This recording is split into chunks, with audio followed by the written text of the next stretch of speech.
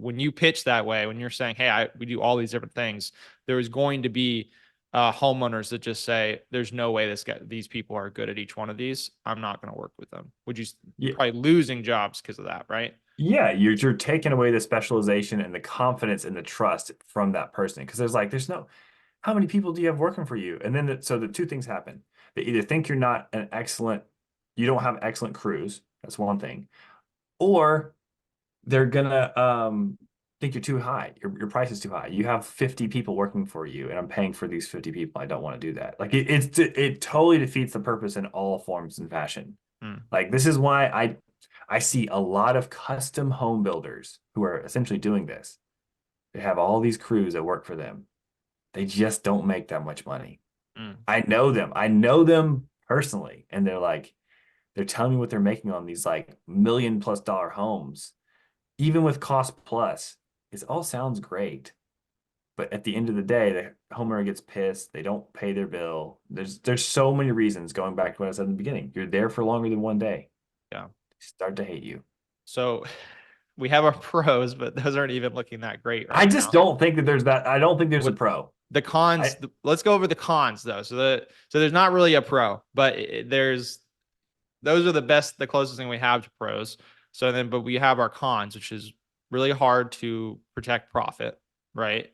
Really hard to protect profit, hard to accurately quote in general when you're doing that many different services.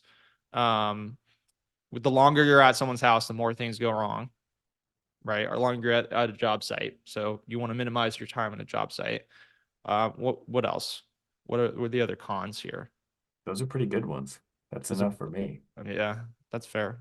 That's fair. So we have two pros that may not actually be pros, but they may feel like pros. That's But a great way to describe it. That's a in the great way to reality, describe it. you may feel Yeah, that you have an advantage offering all those services, but and I guess it could depend on the market, right? But sure. it's gonna be different every market. But it's very possible that that's an illusion. There's actually no advantage whatsoever. And then there's three clear cons. Um, so yeah, I think that's good. I'm trying to think if there's anything else I'm missing. I'm trying to play devil's advocate here.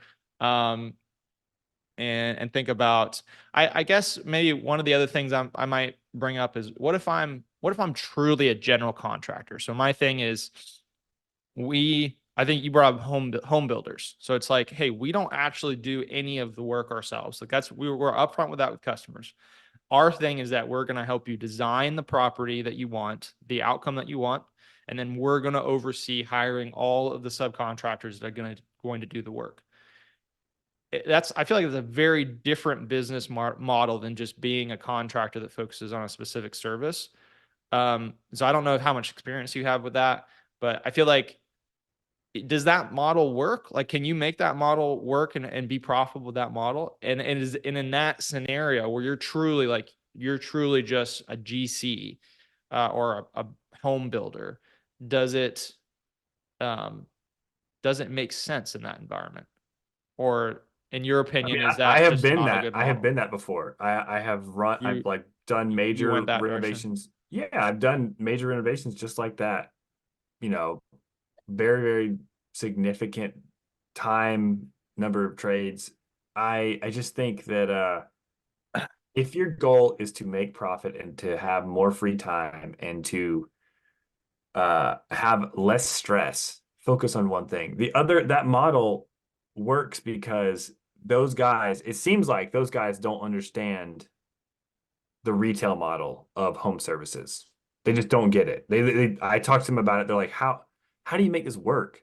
Don't because I would give them bids in the beginning, like bids, not proposals. And like, I'm never gonna tell that customer I'm gonna charge that much money for this. I'm like, okay, well then get two guys to go out there and throw some shingles on the roof on your $1 million house. It's not us. Yeah. We provide, I mean, it's a totally different world. Mm. I think I think there's some pride to those custom home builders like GCs like that. They have a sense of pride. They've done a big thing, but there is not a lot of profit. I'm putting that on a shirt. There's pride, but there's not profit because if Pride does not equal profit. yeah, That's a good shirt. dude, I'm telling you, if you're listening to this and you're like, well, our gross profit's 25%, you need to raise it. If your profit is 20%, I've heard some people like 18%, like, okay, stop doing that. We're specialty contractors need to be 35 to 40% and up. I don't care what market you're in. And because the most a GC can hope for is like cost plus 20. And most of them are not even getting that. So they're getting on $1 million job, they're getting paid $200,000 Yeah. to be there for 9 months. Yeah. To oversee the whole thing. There's value to what they bring. They bring value to that homeowner. They do. I don't discount what they bring because they know the guys, they know how to put all the pieces together to build a home. There's a knowledge base they have. But truthfully, they don't get paid that much money. Like they're always like, "Oh, Yeah. we're so blessed." Are you really? You're spending your entire year on 2 houses, and I'm gonna make more money than you, and my little tiny roofing business. That Yeah. doesn't, and I have more free time than you. You have these homeowners are not happy with you all the time. You have to constantly be on the phone with them all the time. Like it's just not. You're basically their therapist for a year. I'm glad we're talking about this because this is exactly, I've painfully experienced this. And I think that if you're listening or watching this, I just can't stress enough. Don't do everything. Pick a thing and do it really well. Pick 1 or 2 things and do it really well. Yeah. That totally makes sense. I wonder also if maybe the GC model makes a lot more sense at a large scale.